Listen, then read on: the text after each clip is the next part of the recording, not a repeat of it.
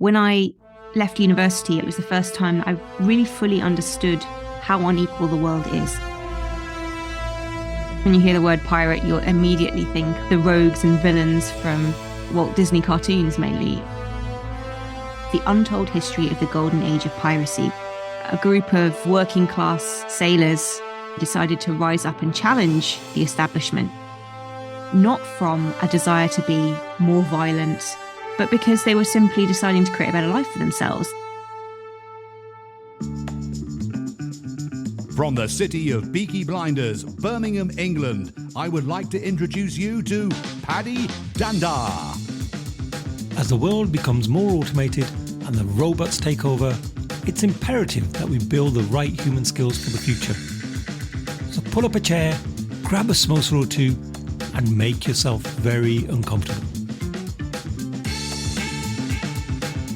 Hey folks, thank you for joining us for another episode of the Superpower School podcast. I'm your host, Paddy Dhanda, and today I have somebody who I've tried to get on the podcast for a while, and I've failed miserably because we just haven't been able to align diaries. And so I'm so happy that she's with me today. She's the author of How to Be More Pirate. She's a facilitator, a speaker, and a coach, and just a genuinely all-round awesome person. So I'd love to welcome Alex Barker to the show. Hey, Alex, how you doing? Hi, I'm really well. Thanks for having me, Paddy. You're welcome. And yeah, like I said, I'm really excited for this episode because I attended one of your workshops last year, I think it was, and I just had such a great time. I felt there was so much learning in that session. And beyond that, I've just been recommending your books to everybody. So in my own company where I work, I had to do an end of year presentation about some of the things that we had achieved. And one of the key messages I gave was, I've learned to be more pirate, so I'd love for other people to do the same. So could you explain this concept to us a little bit, just so people understand what we mean by be more pirate? Yeah, there's probably quite a lot to unpack in Be More Pirate, isn't there? So I think I'd start with the history, because of course, when you hear the word pirate, you'll immediately think of the rogues and villains from Walt Disney cartoons mainly, or Pirates of the Caribbean maybe. So Be More Pirate was originally a book written by my colleague and co-pirate Sam Conniff that came out in 2018. And in the book, he tells the untold history of the Golden Age of Piracy, which is a period of history from about 1695 to 1725. So talking only 30 years or so, when this kind of really pure, I call it a workplace rebellion, really, when a group of working class sailors in the Navy decided to rise up and challenge the establishment, challenge the captains in the Navy, and go off and form their own crews. And they became these pirates. And this sort of an evolution from the privateers we were beginning to see, who were really working for the crown. But the pirates were really kind of independent thieves. But I think the untold part of the pirate history is that really this movement came not from a desire to be more violent, more sociopathic than everyone else, which is really how they're painted, but because they were simply deciding to create a better life for themselves. That actually the working conditions in the Navy were pretty awful, really high death rates, lots of terrible tyrannical pirate captains, just a lot of oppression and subjugation, as we saw throughout that period of history. And the pirates really did things differently. When you boarded a pirate crew, you had an entirely different set of rules. And this is not this part of the story is not well told. The pirates were incredibly democratic in the way that they worked with each other. They gave everyone an equal say, an equal vote on the decisions that they were making about how to run the ship. They had a very diverse group of people who operated together as pirates. They were incredibly collaborative in that sense, because they kind of knew that it was them against the world. So you saw female pirates, you saw pirates from all kinds of ethnic backgrounds. They had social insurance, kind of early form of health insurance for people who got injured in battle. They had equal, transparent pay systems. Many historians argue they were very liberal on homosexuality, and they had ceremonies for same-sex relationships. So what Sam does in the book is really kind of explode this untold history, this new story about pirates, and what that means for how we could reorganize ourselves today. And the book is really an incitement to a bit of rebellion. Looking around at the way that the world is today, we're still dealing with a lot of inequality, huge amounts really. considering what we now know. And a lot of people struggling within the systems that we have.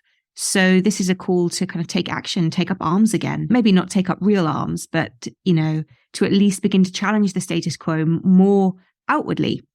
So there's lots in the book to unpack around how you do that. And the journey that I've been on for the last 4 years with Sam is really is the how. And that's why the second book is called How to Be More Pirate, because I know from being in an organization and working as an employee that if we talk about workplaces as a good place to start a rebellion, perhaps, or to start to challenge things, it's not easy. It's incredibly hard to go against the norm, go against the systems that you've been brought up with. And so I wanted to understand what strategies we could use from pirates and how they work together to actually make our lives easier in work and in life. And that, very broadly speaking, is what it's about. So I take on the modern mutinies, let's say. I work with people and organizations who want to take some of the pirate principles and actually put them into practice. Yeah, I mean, it's just such a catchy title that as soon as you mention that to someone in an organization, it just creates that curiosity that, oh, this sounds kind of interesting. I wonder what this is all about. And so how did you get involved with the book and with Sam? Because I'd love to know your background. You mentioned you used to be an employee and you've seen some of the challenges that people were having at work, etc. What made you really move away from that world and actually start to go in, shake things up a bit? Yeah, it's a good question. There's lots I can say on this. I'd say originally, when I left university, I always wanted to do something around social change. I mean, I think when I was around 20, it was the first time that I really fully understood how unequal the world is, and that not just it was unequal, but there were people who were devising the systems to actually be this way. And I think that shocked me in many ways. I had made the assumptions that things were the way they are because they had to be that way, that there were some forces beyond our power and control that made people live in poverty and all the things that go on in the world, when actually I realized we could solve a lot of these things, but for all kinds of reasons we're not.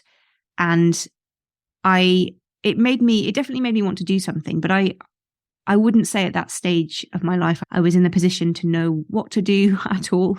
I don't think I was particularly brave either. And I had a lot of learning to do, as you do when you're 20, for sure. So I ended up working in various organizations, hopping around the place. And I ended up in a place called the RSA. And I'm actually going to talk about this because the RSA is the Royal Society of Arts. It's a really old charity that was set up in, actually, interestingly, straight after the kind of end of piracy around 1754. It was the beginning of the Enlightenment era in London. And it was a group of people who wanted to challenge some of the things that were happening around them, the kind of changes. So really the same spirit. They wanted to challenge things like the kids going up chimneys to clean the chimneys. So they did things like they would put out prizes for any inventions that could do that. So they had the first prize given to the extendable chimney brush. And all things like that. History really fascinated me. I thought it was a place where radical ideas had started and had grown and were supported. And over the time I was at the RSA, I began to realize that it had become quite institutionalized and that we weren't really challenging the status quo at all anymore. We put out a lot of glossy reports and nice rhetoric around change, but didn't actually do anything that meaningful. We weren't that focused on the impact, and it was really just a kind of continual churn of reports and kind of patting ourselves on the back, I have to be honest. And I'll say at the time that I was 100% involved in that churn, making the wheels turn of everything, and I wasn't challenging anything. So I'm not trying to give myself any credit for that. But the reason I bring it up is because the RSA is now trying to unionize. I knew at the time that the culture wasn't good, and that there was this inherent problem between what we were putting out into the world and what was actually happening internally. And there was this gap between intention and action. And now it's just become worse and worse. So now the staff have really mobilized. They've actually got a full-on mutiny on their hands. There's been a change of leadership since I was there. And it's amazing. It's been really hard for them from what I understand.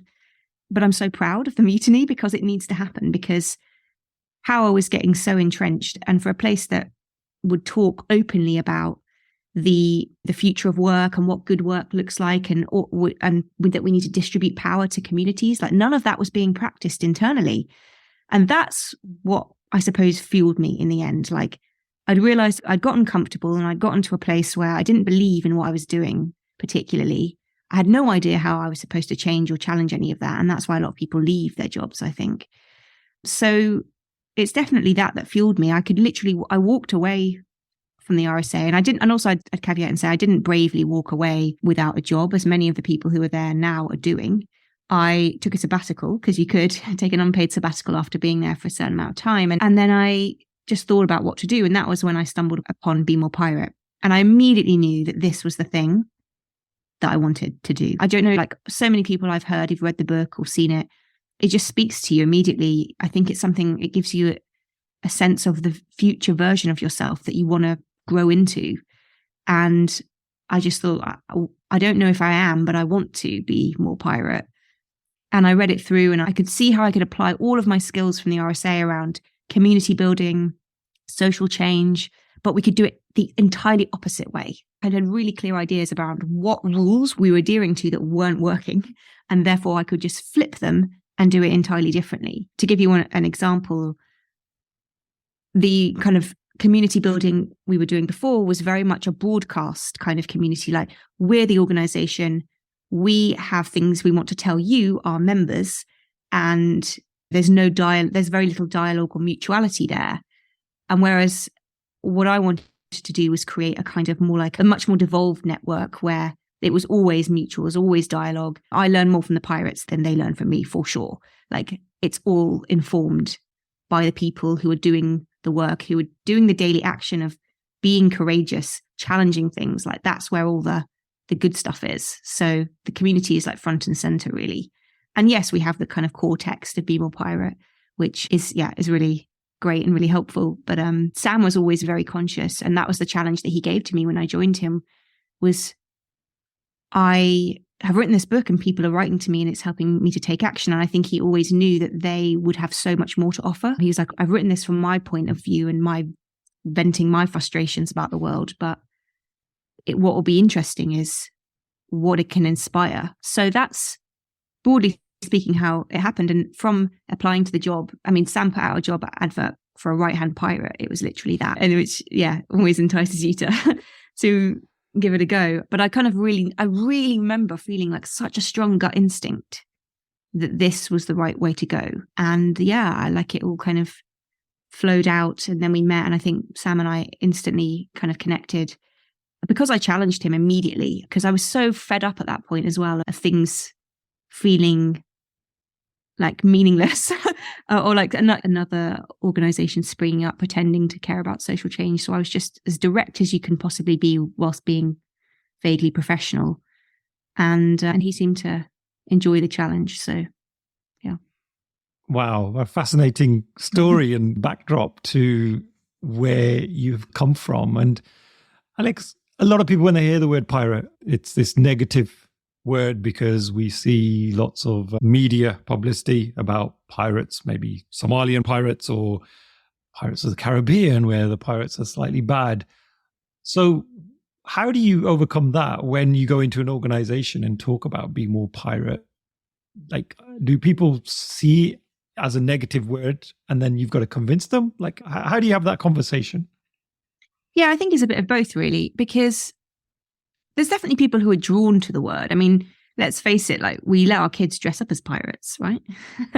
And there's something kind of playful and mischievous in pirate, as well as there is sort of, villainous. And I don't get too many questions about the Somali pirates, because I think people's minds mostly go to the traditional idea of pirate that we have. And I do caveat it and say, Somali pirates only really have the term pirate added on because they use boats.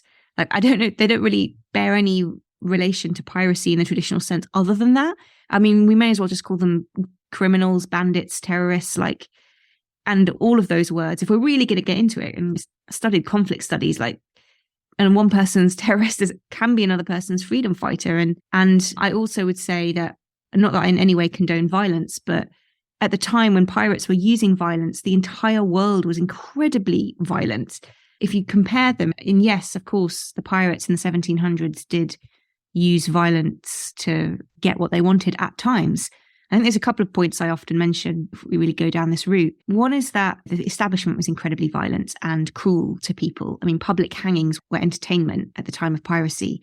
So they were only operating in a kind of normalized environment of violence. Secondly, that pirates, I mean, you could make a very strong argument to say that pirates were less violent than the average kind of crew at the time, partly for strategic reasons, or mainly for strategic reasons, I imagine, because they wanted to preserve their resources. So they weren't trying to actively get into battle. I think we have this view that pirates were like sociopaths who just went into battle, like would just go completely guns blazing at all opportunities. And that was completely opposite. Like, why would they want to do that? They only used violence, and harshly, when they really had to. And a lot of it was also the drama that they created around the story of piracy, deliberately to kind of instill fear, because the establishment was already doing this. They were already putting notices around London saying, don't join the pirates, they're murderous, awful, immoral people. And so they were like, well, if this is the story that's going to be told about us, we may as well run with it. We can't control it. So let's use it to our advantage and let's live up to that reputation, and at least we might be left alone. So there's that. And I think very strongly feel that we don't examine enough the difference between criminality and morality, that you can do things that are highly immoral today and still be legal and technically within the realms of possibility. And you can do things that are criminal that arguably are not immoral. Now, I know that can ignite all kinds of conversations and controversies, but I think that's at the heart of it for me, that we accept a lot of things as normal that are not right. And in context, I don't think that the pirates are really the people that we should have been worried about, because they actually fought for freedom for a lot of people. Before we continue, here's a quick word about the sponsors of this show. So your execs have decided to go through a big transformation to change your ways of working. They've restructured the teams, invested in new tools and techniques, but there's one small problem. How do we measure our improvement consistently across the organization without falling into the trap of relying on what we call vanity metrics? Yup, those KPIs that look great on paper, but just aren't very useful. I want to introduce you to Comparative Agility. It's the world's largest continuous improvement platform. They've gathered over 4 million data points from thousands of organizations so that you can benchmark your maturity against the World Index or compare yourself to your industry. They have a wide range of different surveys covering topics such as business agility, psychological safety, DevOps, employee engagement, and many more. What makes these surveys so valuable is that they've been written by respected thought leaders who are experts in their field, such as Mike Cohen from the world of Agile, all the way through to Dr. Amy Edmondson. So whether you're a coach, team manager, or a transformational leader, be sure to check out Comparative Agility to help implement a culture of continuous improvement. Best of all, you can test drive the platform completely free. To find out more, check out the link in the show notes. Now, let's get back to the episode. Yeah, again, fascinating. I mean, I can absolutely relate to that coming from India myself. Well, even though I was born here in the UK, but my parents are from India, and there's kind of open corruption there in lots of guises. And yet people there sometimes that take that. But then we say India's really corrupt. Yet we see another country where there's lots of corruption, but it's all hidden. And actually, there's probably worse corruption going on than we can even imagine. And like you're saying, sometimes it's just the perspective you're looking at it from. And in some cases, it's hidden rather than open as others. You raise a really good point there. And I think that's what I was getting at when I was talking a bit about my former employers, is like, I'd almost don't mind when the corruption or that when it's really on the surface, and it's like, when you know you're getting into something, they're transparent about this is the way. Even if we take the example of like an employer that is like, we expect you to work until midnight, and this is the transaction that we have here is you get paid a lot of money and you do a lot of work, and you're at risk of burnout and all these things. There's a sense of, I mean, not saying any of that's good, but I think there are certain industries where there's a sense of that, what that exchange is. But what I dislike so much is when, and people don't tell you that it's like that. And they say, oh no, we care about your well-being, and they kind of gloss it over, and the opposite happens because it's incredible. It's like, I suppose, gaslighting. It's so incredibly confusing to people and difficult to manage when someone's telling you one thing and you're experiencing another.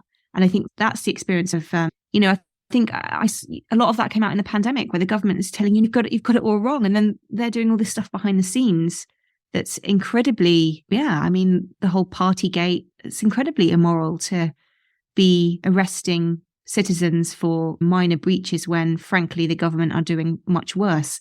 So it's that particular form of hypocrisy that I detest, and is the antithesis of piracy and pirates, in my opinion. Yeah, no, I fully agree. And so, Alex, if I'm now inspired to do something and change something, having read the book, like, what might I do? If I'm working in an organization, I do see things that are broken and things that could be improved. And we say, I want to be more pirate. Like, what could be some of those things that I could start changing and working on? And what is that mindset that I need to be more pirate? Yeah, so this is where I think a lot of mainstream thinking falls down, I suppose, and why I appreciate Be More Pirate as an approach so much, is that there is no magic formula. I can't give you a 5-step process to get to pirate mindset. If I did, I'd be lying to you. And I think, again, we get lied to in that respect. There are different triggers and there are different ways you can start this. And I can definitely share some. It's interesting that you said at the beginning, what is Be More Pirate? Because I'd like to emphasize the more in that. I don't think you should think that you need to be pirate, because it's a big leap from where a lot of us are, especially where I was and potentially where I still am, to full pirate. You're trying to move yourself down the spectrum of pirates. So I'd say there's 2 starting points. The first thing is that I would not advise trying this alone. If you want to challenge something in whatever environment you're in, you need support. And this is a really key differentiator between a pirate and a rebel. Rebel behavior, I think, the rebel archetype is this sense of a kind of lone ranger who doesn't like authority, who just is a bit of a disruptor. There's an element of disruption to piracy, obviously, but they operated in a crew. It was protection in numbers. And if they didn't, they would have failed 100%. So the first thing would be to talk to some other people about your frustrations, find some allies, people who are also on the same page and agree that these things are wrong. Because also there's a risk that if you think something's wrong and you want to change it, that you might be the only person. And actually, I would say that if you're the only person who wants to change something, that maybe actually the status quo is fine. That's just a sort of controversial point there, that you've got to appreciate the group and the group feeling. So, but first of all, find a few other people, find some allies who might be willing to break some rules with you. And the second thing I usually say is to start with a small, bold action. So if you identify something kind of big that you want to challenge, it might be like, I don't know, the pay structures. I mean, that's something that comes up a lot, like transparency around pay or things like recruitment. If we're talking inside work, then figure out something that you can do in the next couple of weeks, as soon as possible, really, to start to get the ball rolling on that thing. Don't think about the whole thing at once. Try and break it down into something that is actionable, that is logistically easy to actually achieve. So not an unrealistic action, that you can just, create some momentum around the feeling, because this is something about what Be More Pirate is as a kind of energy. You need energy. It's a lot of traditional activism, I've found, can be quite a draining experience because you're focusing so much on what's wrong. And in piracy, I say, we really need to flip that. You've got to not focus so much on what's wrong all the time, but focus on what the alternative could look like and how are you going to make that happen. So the first step is to raise your energy levels by creating something you can actually do. And sometimes that's just something really simple, like sending an email to somebody. You can find a person who might know more about how to challenge or how to change something and just say to them, these are my thoughts. Would you be open to a conversation? Someone you wouldn't normally think to approach. So there can be all kinds of really small things. And I've got lots of examples that I use in the book and in workshops and things. And I think we often say practice asking uncomfortable questions as well. That's a good way to begin to open up the door to change. But asking uncomfortable questions is difficult. It's not something that we necessarily feel able to do easily. So I'd say once you've found a crew, start to talk to each other about, what are the kind of more taboo things that you're not able to maybe raise in meeting spaces or in the places where you need to say it to the people who need to hear it. Yeah, I think those are probably the starting points, I'd say. And I think there's just one other thing around mindset. In the book, I was talking to a friend earlier about this. We say that for people who turn pirate, let's say, they have a kind of no one is coming to save you moment, which is the moment when you realize if you want to see a change in your lifetime, in whatever area you're looking at, you're going to have to do something that no one's going to be around to solve the problem for you necessarily. And that you need to take that sense of the burden and the responsibility on to a degree. But within that, what you often see when people start to go through that process, they just really step into their own agency and power. And it can just be such a catalyst for your sense of leadership in a way that if things are kind of nice and steady and stable, you can't get there. And it sounds so counterintuitive.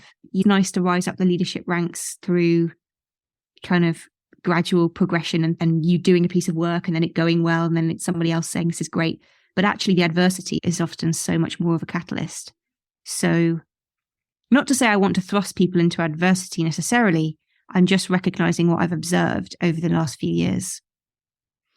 Yeah, that just prompted me to think about, could you give us some examples of organizations where you've helped people be successful in this approach? And what were some of those outcomes? That'd be really interesting to hear some of those examples from you. I mean, I sort of see things all the time. I think one of the first things I wanted to say was around pirate codes. It's one of the first steps that teams usually work on, which is where you create a clear sort of set of principles for yourself to at least align everyone on what it is you're trying to achieve. What do you stand for and who are you standing up against? Because that first kind of bonding has to happen around what do we actually care about here?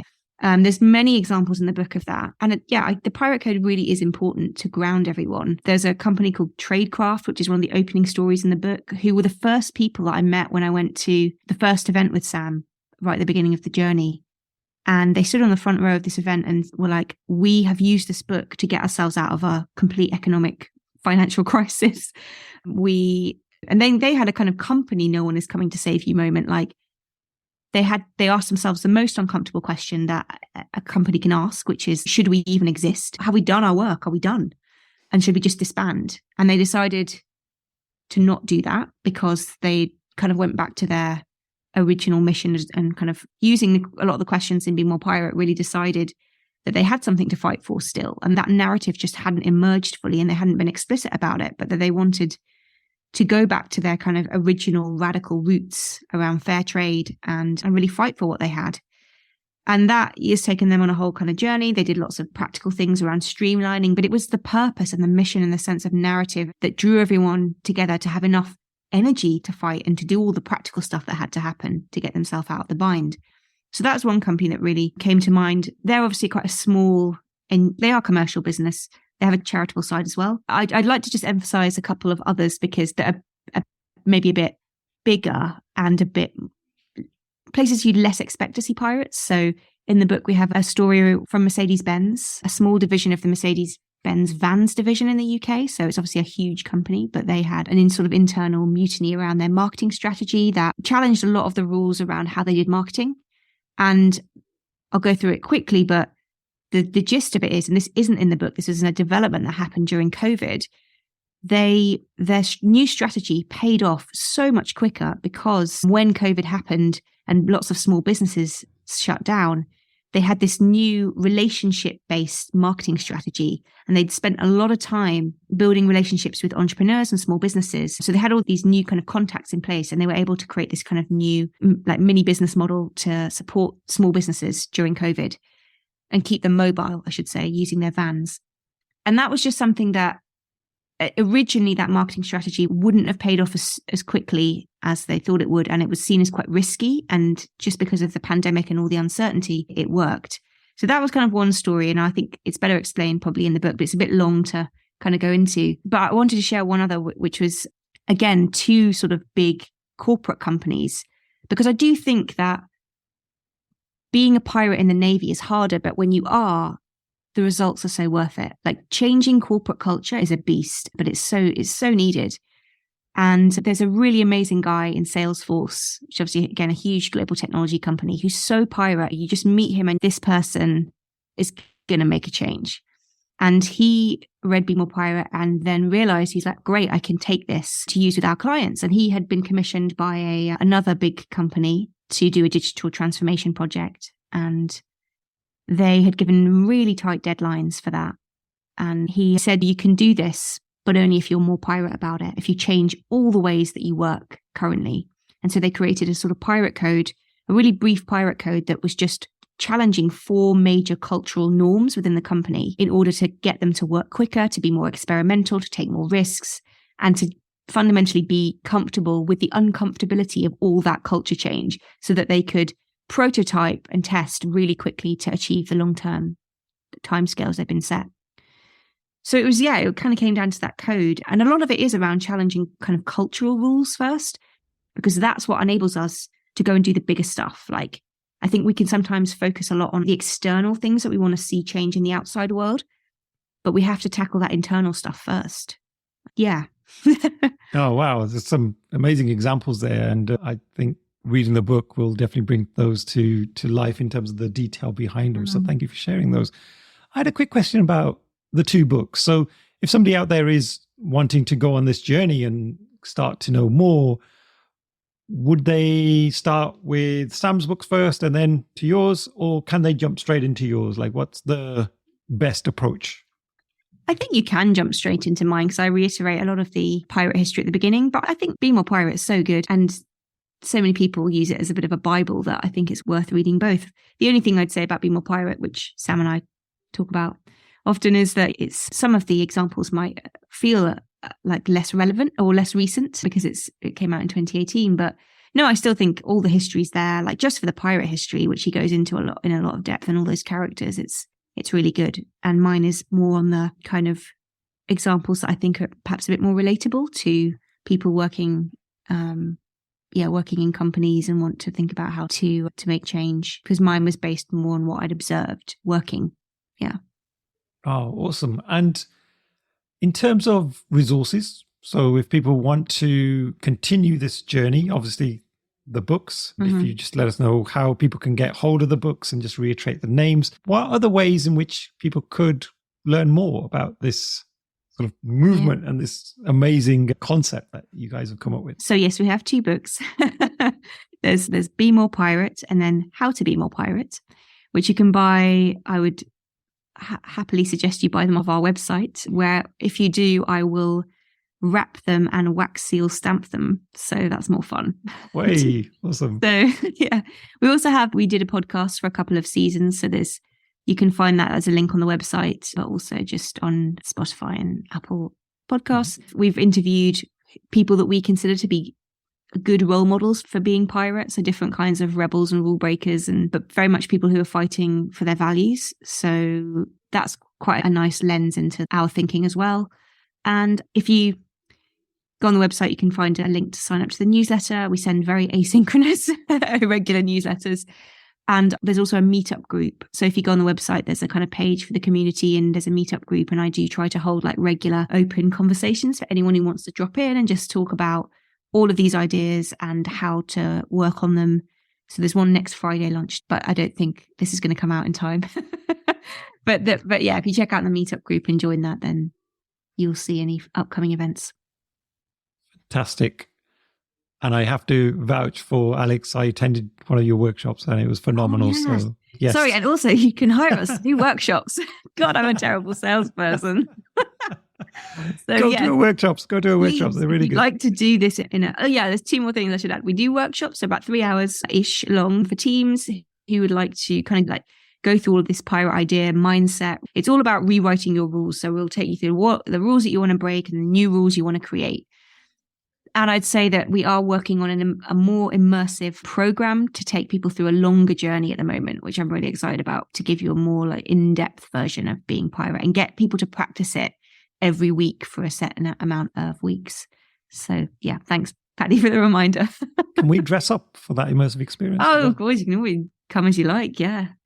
With the eyepatch and stuff, that would be super cool, I think. Yeah, we should get everybody to put their best pirate gear on. I love the fact that you guys use all of the terminology as well. You talk about mutinies and the pirate code and all of these things. And it's almost like a whole set of vocabulary and terminology that you've brought with the concept. And that's really cool. I love that. I think it just adds even more authenticity to it rather than it just being about the backstory of pirates. And then we kind of switch over to the modern lingo that we use today. So that's really awesome. We really do live it. Like we talk like this to each other. Like I say, like I navigate by a compass, not a map. If map represents a linear way of navigating with set milestones, like a compass is more of an internal navigation system where you navigate based on your strengths and your weaknesses and your motivation, and you don't worry too much if the landscape around you changes. So all these things I do bring in, and that's why we're doing the course, because I really want to. There's so much more depth to it, and you only know that once you really get into it. And I'd also just add, Paddy, that again, something we'd add into the course is that storytelling is a huge, huge component of this. I mean, a lot of places that are seeking to create change with people don't involve storytelling very much.